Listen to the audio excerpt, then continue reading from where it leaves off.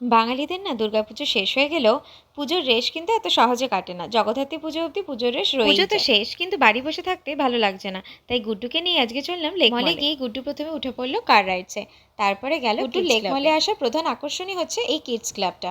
এখানে নানান রকমের টয়েস আছে। সেখানে গুড্ডু প্রায় হাফ অ্যান আওয়ার স্পেন্ড সেই করলো। ফাঁকে আমরা খেয়ে নিলাম কোল্ড কফি, তারপরে গেলাম 99 মার্কেট স্টোরে। 99-এ আমি এর আগেও এসেছি। এখানকার পারফিউমগুলো 99 রুপিসে পাওয়া যায় আর ভীষণ ভালো।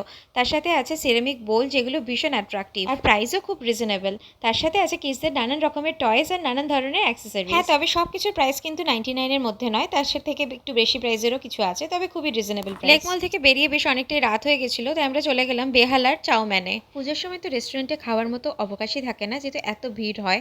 ওই লাইনে দাঁড়িয়ে গুড্ডুকে নিয়ে তো দাঁড়ানো সম্ভব তাই নয়। আজকে গেলাম রেস্টুরেন্টে খেতে। আমরা নিয়েছিলাম একটা চিকেন ফ্রাইড রাইস, একটা mixed fried rice, chilli fish আর গার্লিক চিকেন। চাউম্যানের মুখশুদ্ধিটা সব থেকে ভালো লাগে, ছোটবেলায় সেই মৌরি লজেন্সগুলো এখানে দেয়।